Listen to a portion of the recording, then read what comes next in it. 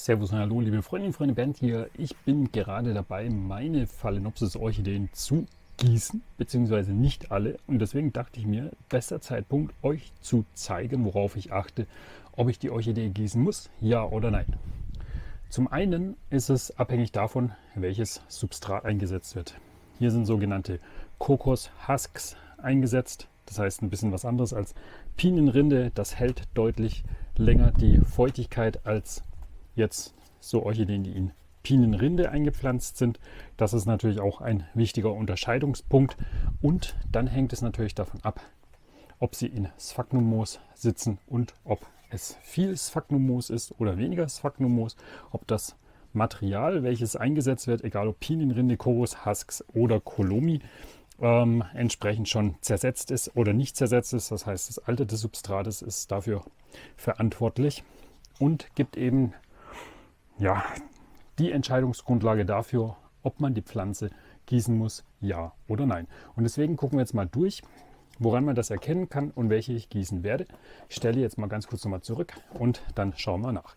Die behalte ich gleich in der Hand. Die steht in Sphagnum-Moos. Das ist allerdings schon etwas älter. Bedeutet, zum einen werde ich die umtopfen, diese Pflanze. Dann wird sie sowieso ein bisschen später angegossen, aber das Moos ist noch feucht. Zum einen merkt man das natürlich auch am Gewicht. Die ist jetzt zwar relativ leicht, aber dadurch, dass das Moos immer noch feucht ist, muss man sie nicht gießen. Man sieht das nicht unbedingt an den Wurzeln, denn man sieht das nur, wenn man die Pflanze rausnimmt. Dann ist sie schon ein bisschen hellgrüner zwar nur noch, die wird schon ein bisschen blasser, so wie diese Wurzel hier. In dem Fall wäre es ein Zeichen dafür, dass man sie gießen müsste. Aber da das Substrat noch feucht ist und ich die Pflanze ohnehin umtopfen möchte, werde ich diese Pflanze erstmal zur Seite stellen. Bei dieser Orchidee sieht man hier, die steht ja in Kokos-Husks, was ja relativ viel Feuchtigkeit hält. Man sieht hier am Kunststoff noch diese Wassertröpfchen. Bedeutet, da ist sogar noch Feuchtigkeit drin. Gleichzeitig aber sieht man hier überall diese Wurzeln, die noch richtig weiß sind oder schon richtig weiß sind, nicht richtig weiß sind.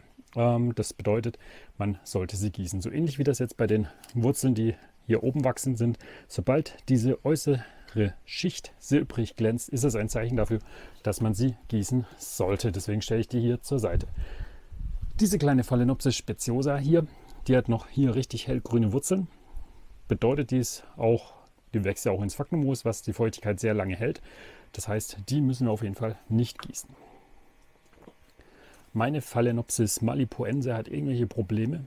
Die schmeißt die Blätter ab. Ich hoffe, die erholt sich noch. Deswegen, die hat sich jetzt gerade schon selbst aussortiert. Wobei die Wurzeln hier noch ganz gut ausschauen. So ist es einfach. Schauen wir mal. Das sind so ein bisschen die heikleren Sorten. Also die gießen wir. Die Phalaenopsis tetraspis all violet. Die ist schon ein bisschen trockener, hat aber ein bisschen leicht leicht grüne Wurzeln. Und das Sphagnum-Moos fühlt sich auch schon richtig trocken an. Deswegen, die wird auch auf jeden Fall gegossen. Die nächste Orchidee steht hier in Pinienrinde. Hat gerade noch ein paar Wurzeln gehabt, ist relativ frisch eingepflanzt. Die könnte man auch besser einpflanzen. Man sieht hier unten eine Wurzel, die noch schön grün ist. Heißt bei dieser Yang Peach Girl, Pfirsichmädchen. Aha. Die könnte man auch frisch eintopfen, dass er einmal ein bisschen stabiler steht. Die ist nicht ganz so glücklich in diesem Topf, wie es ausschaut, aber sie macht neue Wurzeln, was wir hier sehen können. Sie macht auch ein neues Herzblatt. Die Pflanze ist also so an und für sich echt topfit. Aber ich denke, die werde ich auch umtopfen, deswegen stelle ich die zur Seite. Und die ist ja auch noch gut gegossen, weil die Wurzeln waren knackig grün. Hier ist die nächste. Die kennt ihr schon, die Alura volta. Immer noch schön am Blühen. Da sind die Wurzeln allerdings schon weiß. Bedeutet, die könnte man auf jeden Fall oder sollte man auf jeden Fall gießen. Sieht man auch daran, das ist ein gutes Beispiel, das Blatt hier, das zeigt jetzt schon solche leichten Rillen. Und das ist eigentlich ein Zeichen dafür, dass sie gegossen werden sollte. Bei der nächsten Orchidee, der Fall Shangyi Lady, alles Ladies, da sieht man, es sind weiße Wurzeln drin und die könnte natürlich gegossen werden. Dann habe ich hier eine Orchidee, ich habe es euch im Pott-Töpfchen-Video gezeigt, dass ich auch manche Pflanzen so nehme und dann einfach mit dem Töpfchen direkt in einen anderen Topf einpflanze und dass das dann auch funktioniert. die steht natürlich in Sphagnum-Moos.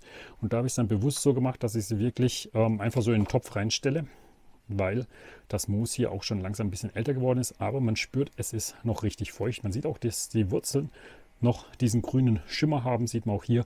Das heißt, die muss auf jeden Fall nicht gegossen werden. Und zu viel Gießen ist immer schädlich bei Phalaenopsis. Besser weniger.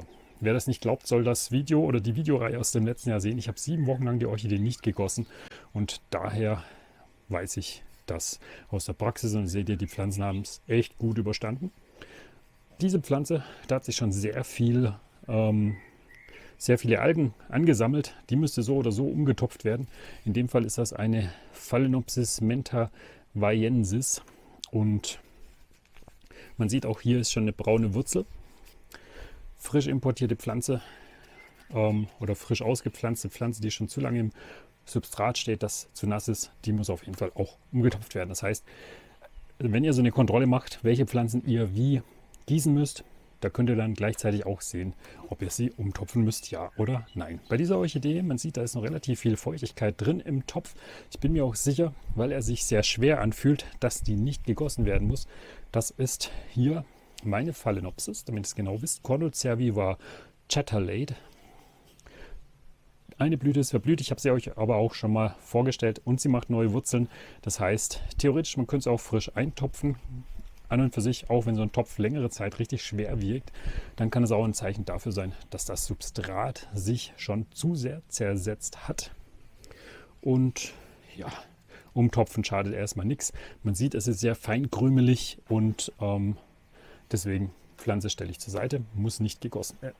Die nächste Orchidee, da sieht man schon, da ist ein leichter Schimmer, dass sie noch grün ist. Man sieht aber auch, oder das seht ihr natürlich nicht, aber man spürt, dass sie ein gewisses Gewicht hat und sie wächst in Kokoshusks. Das ist ja die äußere Schale der Kokosnuss, nur eben getrocknet und das hält sehr gut Feuchtigkeit. Gleichzeitig ist es aber relativ verdichtetes Substrat.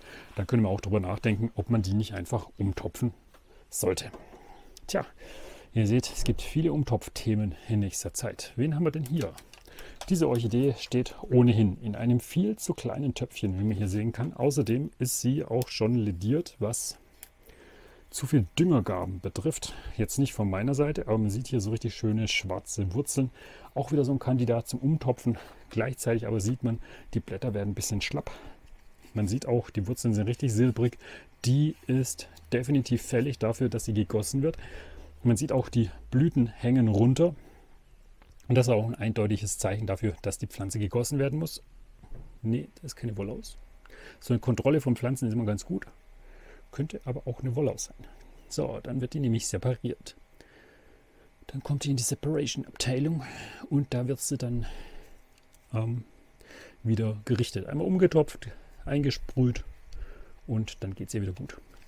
Cornucervi chatterlate X maculata, eine sehr hübsche Primärhybride, die auch umgetopft werden muss. Meine Güte, da habe ich auch viel Arbeit noch vor mir. So ist das. Aber so, hier sehen wir auch noch ein bisschen Feuchtigkeit im Topf, fühlt sich aber auch ein bisschen schwer an. Man sieht hier, die Wurzeln sind noch grünlich. Das ist so eine Mischung aus Pinienrinde mit Sphagnum-Moos. Das hält auch sehr gut die Feuchtigkeit. Ja, diese Orchidee, das ist eine Speciosa Mickey Purple. Die würde ich auch noch nicht gießen, die fühlt sich einfach zu schwer an. Dann haben wir hier die nächste Orchidee. Da sieht man zwar leichten Beschlag an der Scheibe. Man sieht hier 2 Wurzeln, die ein bisschen grünlich sind. Fühlt sich auch nicht so schwer an bei dieser Allura als Rainbow. Die würde ich auf jeden Fall gießen. Die nächste Speciosa. Sehr dichtes Substrat, viel Feuchtigkeit. Fühlt sich auch vom Gewicht her so an, dass man sie nicht gießen muss. Und dann haben wir hier noch eine, die ist richtig schön trocken. Das ist eine Phalaenopsis hieroglyphica. Man sieht hier auch die Wurzeln total silbrig und trocken. Zum einen wachsen auch hier die Luftwurzeln raus. Die könnte zum einen auch umgetopft werden, weil hier seht ihr, die Wurzeln stehen hier richtig schön in den Topf rein. Und die Pflanze selbst ist außerhalb vom Topf auch so ein Kandidat, dass sie umgetopft wird, aber auch gleichzeitig ein Kandidat, der gegossen werden sollte. Das heißt, alle Pflanzen, die ihr nicht direkt umtopft, die könnt ihr auch direkt gießen. Das ist das gleiche bei dieser Phalaenopsis Palace Reef. Und jetzt haben wir da hinten noch so einen kleinen Putzelwurzel. Wir haben noch 2, 3 Putzelwurzel. Die hier kann gegossen, nee, die kann nicht gegossen werden, weil die ist zu schwer. Die Allura Fireball. Da ist noch zu viel Feuchtigkeit im Topf, merkt man auch vom Gewicht her. Dann haben wir hier noch eine Phalaenopsis deliciosum.